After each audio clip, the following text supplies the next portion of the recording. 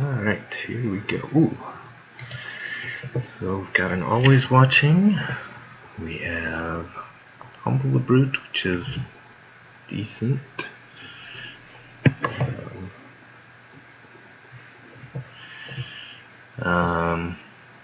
Gloom Widow's fun. Apothecary Geist. Gastaff Arsonist, but no great removal or anything else that really sticks out at me. Always Watching is just such a powerful card. You know, and the white-green deck is pretty explosive. You know, I would be very happy if this Inspiring Captain wheels, but I doubt it will. But you know, we'd be happy picking up an Inquisitor, because the white-green deck is something that typically likes to have some sweet equipment, or even just some mediocre equipment's fine too. So we'll take the Always Watching.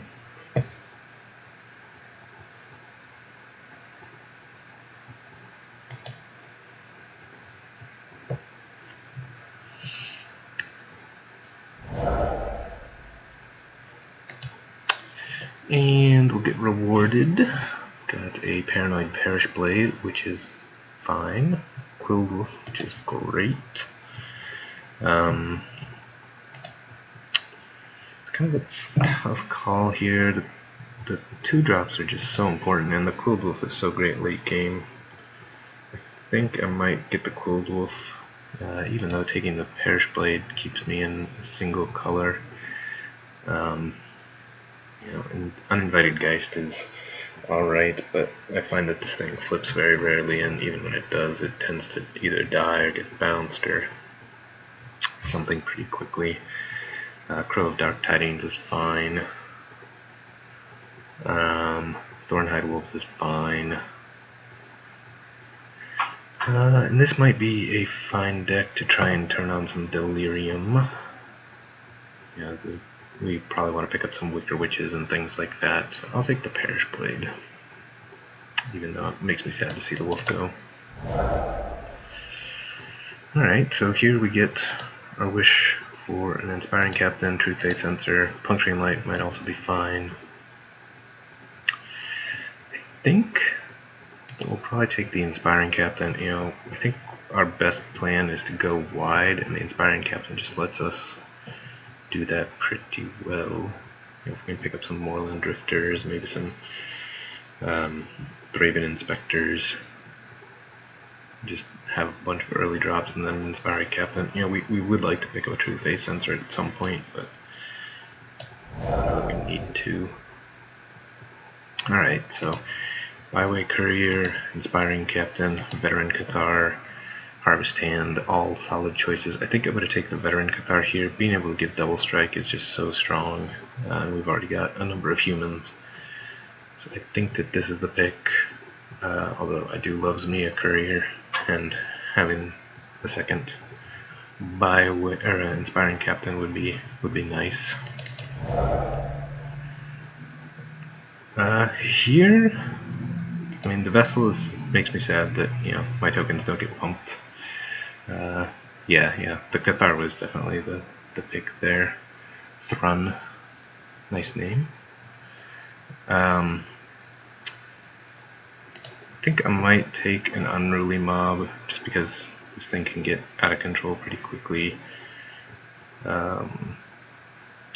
Would like to get at least one Ethereal Guidance, but these things go around pretty late, so I don't know that there's a strong reason to pick it up right now.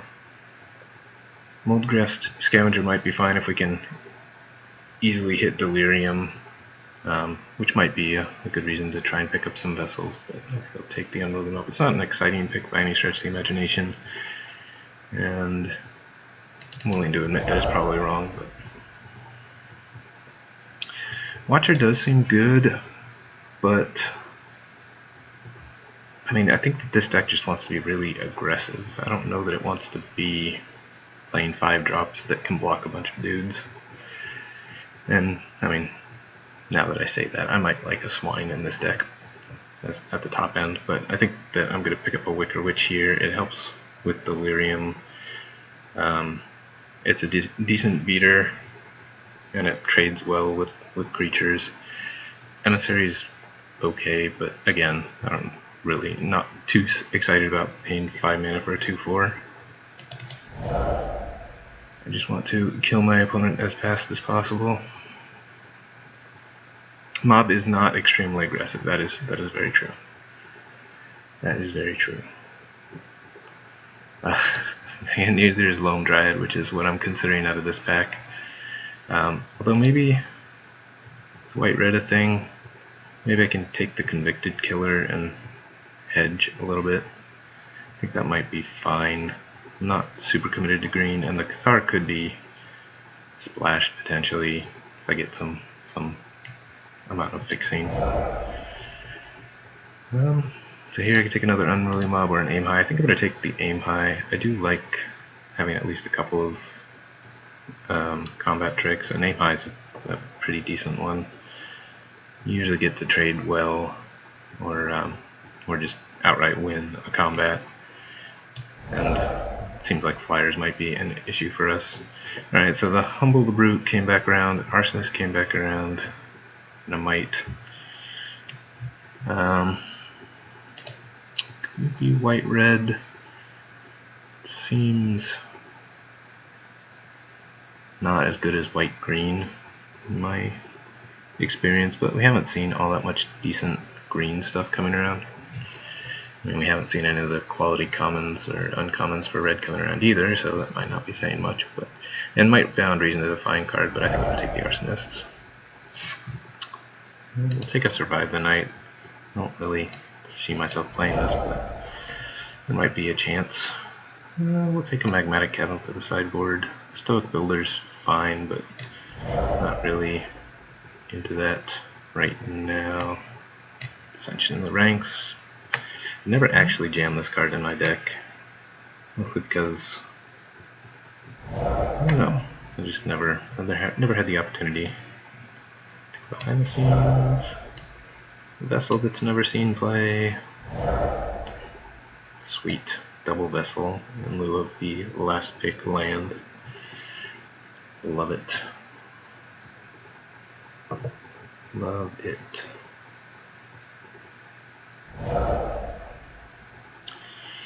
Alright, well, I mean, I could just make myself get extremely punished and take this thing, or be a little bit more conservative and disciplined and take the Angelic Purge, but I love playing with Mythic Rares.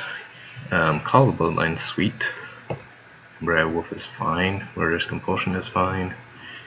Second Convicted Killer might not be bad, but I think I'm going to take the Castigating because, again, how can I turn down the opportunity to play with Mythic Rares? I can't. I think I've died to this card as many times, like my own card in my own deck, as many times as I've won with it. Just one of those cards that you just want to save it till the very last second and not play it until you absolutely have to, or when you're going to win the game that turn.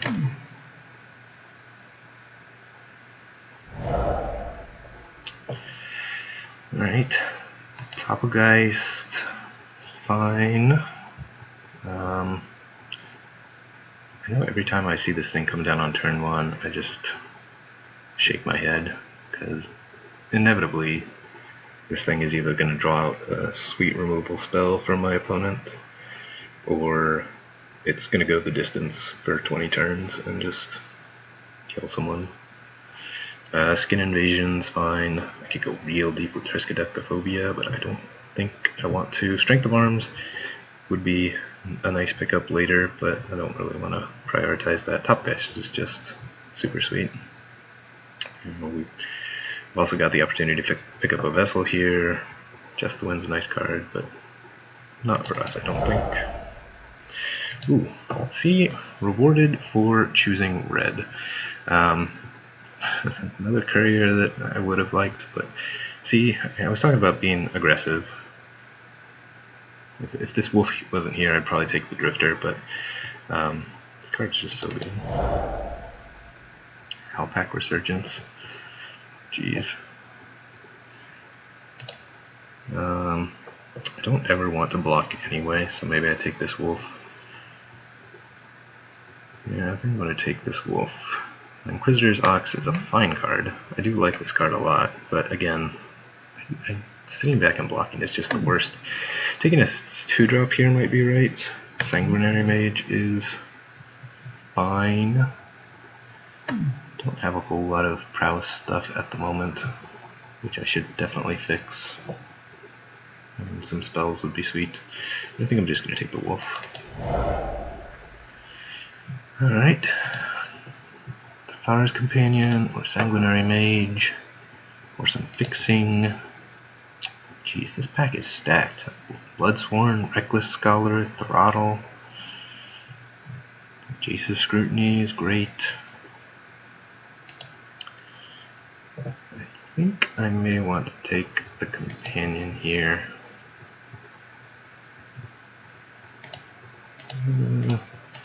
Yeah, I think I'll take the Companion. No, 2-drops are just so important. I'll take the Sanguinary Mage. Might be another one that I might live to regret, or I might just die and regret. Another Aim High. Could take a Structural Distortion for the sideboard, although it's really rare that I sideboard this thing in. Might just hate draft and ever after. I don't even know that I want the first Survive the Night, so having a second Survive the Night seems suboptimal. I could take this thing. Alright, some card draw is never a bad thing. So we'll take a Tormenting Voice here. Maybe we'll pick up something Delirium related, or Madness related at some point. I think I like that better than Open the Armory.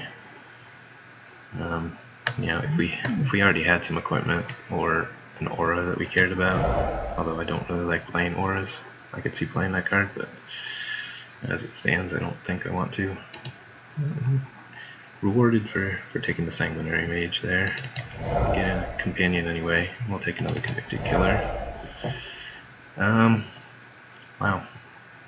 All of these things. Let's take an Emissary for the sideboard. Probably not playing it. And not playing this thing, but I don't want to die to that. So we'll hate draft some cards. I don't generally like hate drafting, but I mean, let's be honest, I'm not playing any of those other cards, so. Alright, well there's a potential Madness card I could play. If I want to leave myself open for a 2-for-1. There's a possibility that I still splash this thing. It's so strong. Ooh. We did it. We did it. How good my mana is going to be. Super great.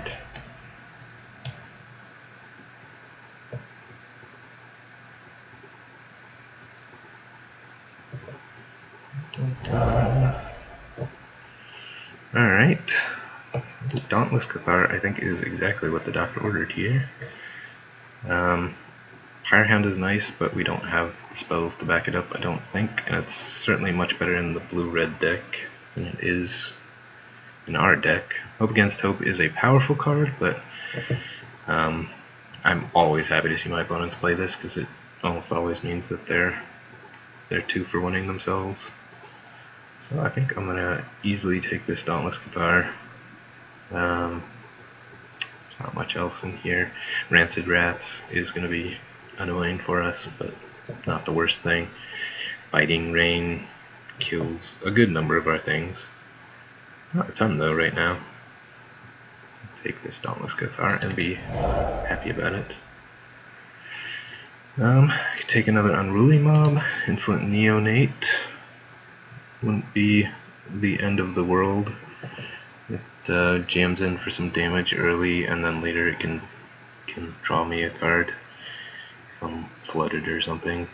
But I might just take another Unruly Mob.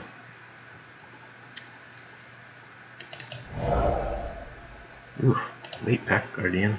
No one likes that card. I might take the Embryo Wolf over the Moorland Drifter. I've been pretty impressed with this card. People don't give it enough credit during combat, and you can just run out of control pretty quickly. Moorland Drifter is a sweet card, but I'm probably not. With what I've got currently, I'm never getting Delirium online, so.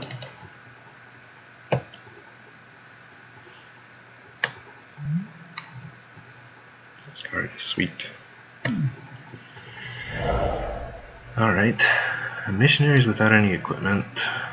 Stern Constable with no Madness cards. Murderer's Axe, Howpack Wolf. Maybe we wield this Murderer's Axe, or we pick up, a Shard of Broken Glass or something. Take this Missionaries. Could get another Convicted Killer, or Wicker Witch. I'm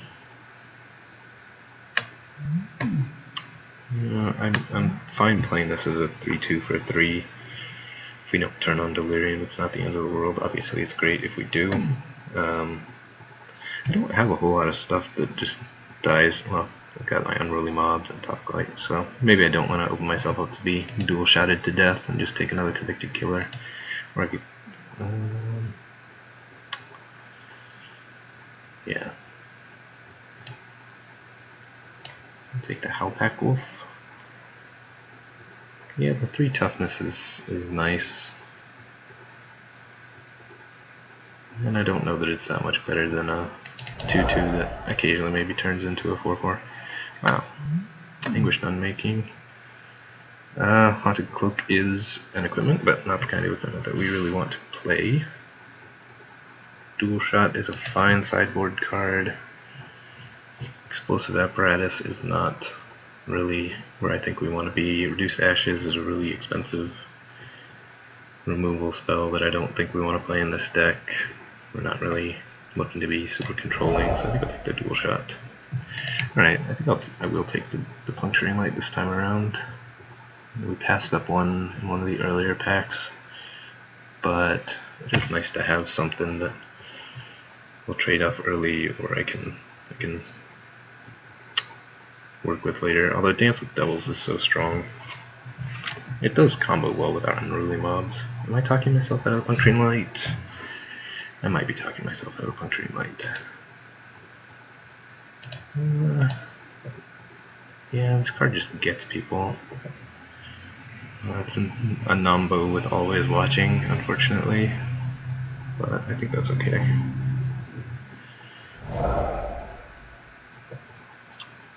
Late Cold Wolf.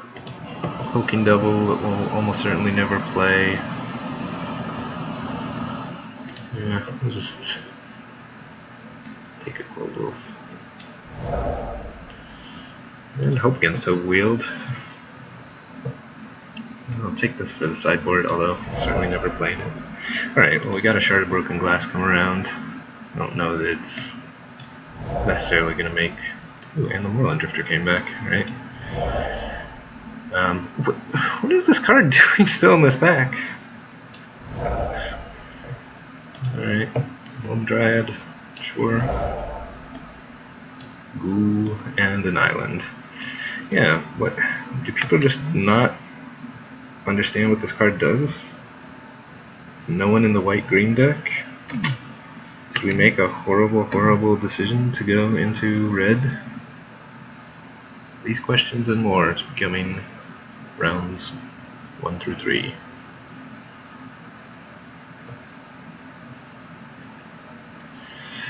So,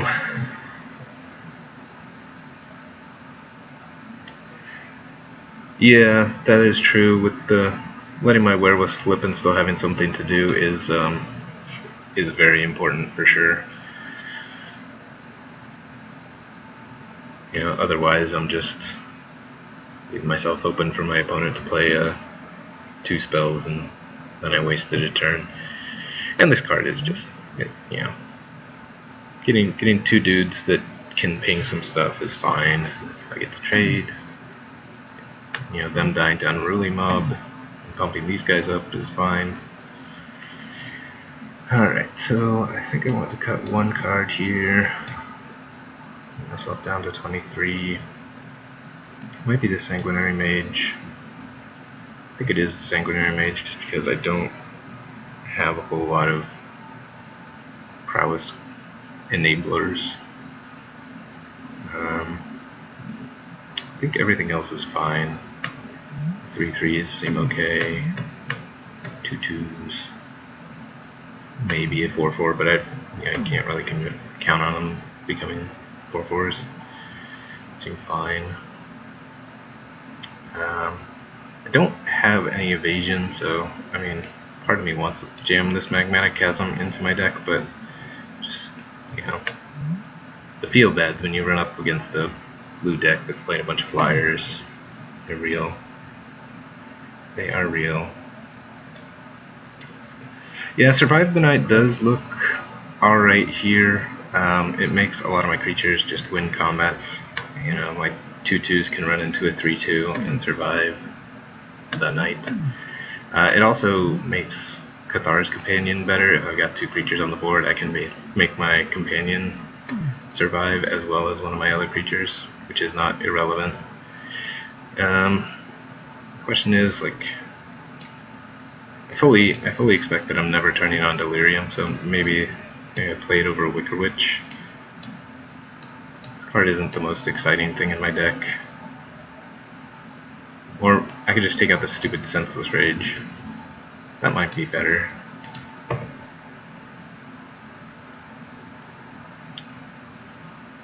Yeah, Senseless Rage just doesn't do a whole lot in this deck, and again, just opens me up for a 2-for-1.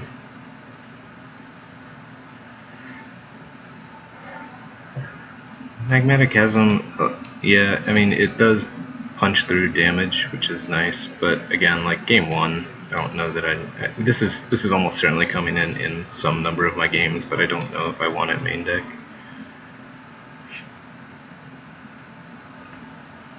Yeah, but this thing just, it makes people so sad to see come down turn 1. It's demoralizing. We gotta go for the demoralizing victory.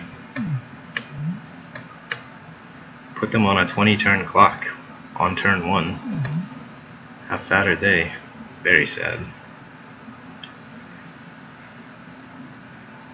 Thanks Time Bomb, PDX. Yes, this looks fine. It's not, I mean, I would have liked some more combat tricks. I would have liked to have nabbed the +2/+2 that pumps out a dude if you have an equipment.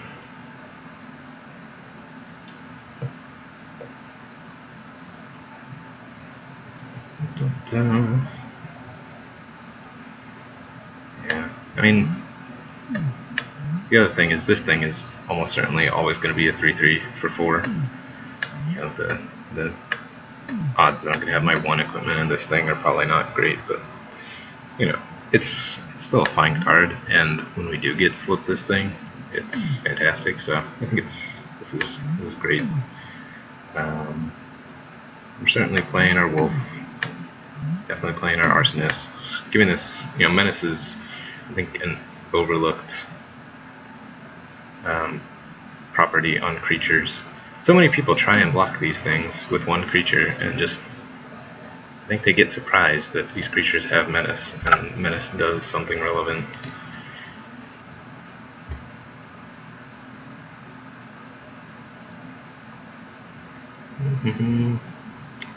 Yeah, it won't be impossible to get Delirium online. It's just, you know, I have 1 artifact that's probably going to the yard unless they're spending a root out to get rid of my Shard of Broken Glass, which I think is unlikely.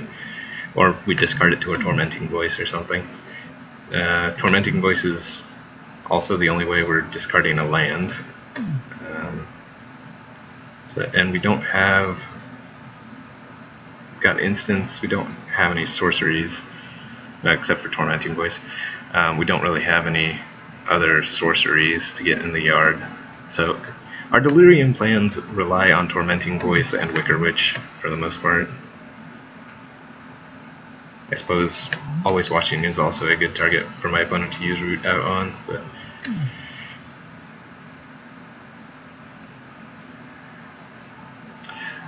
yeah, I can see the argument for main decking this. I usually don't like to bring it in until game 2 though. Like game 1, if we see a whole bunch of bears or something, there's no reason to have this in our deck and it's just a dead card. Game 2, this can certainly wreck things. You know, if we see a whole bunch of Niblis of Dusks or a whole bunch of Wicker Witches or, you know, other such nonsense, we can bring this thing and be very happy about it. But game 1, I think I'm fine without it. But yeah, I can definitely see an argument for this in the main deck.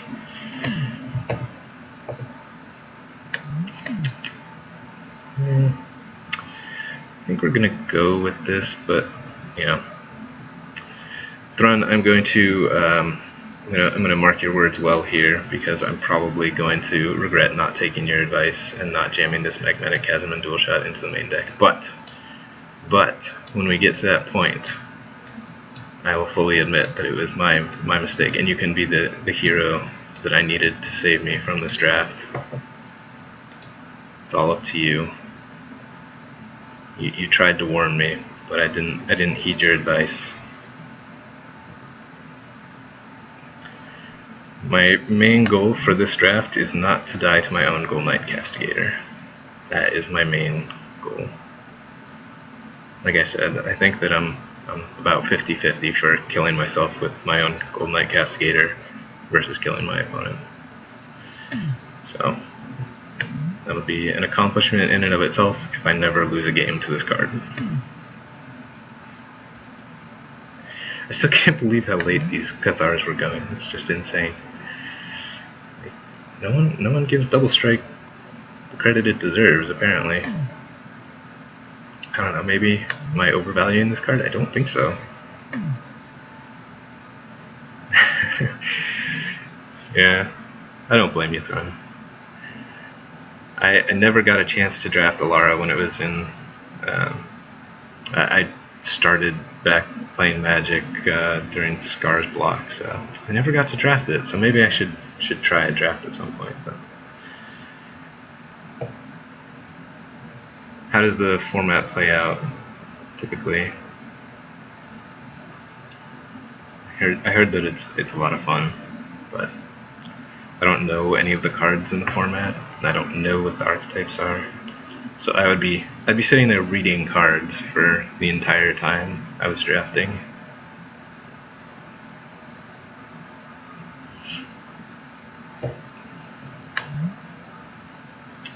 After. I'll be really curious. I'm sure a lot of our opponents are really a little fixing in Alara. That seems weird. Isn't that the multicolor block? I think that they'd want to have pretty good fixing in that block.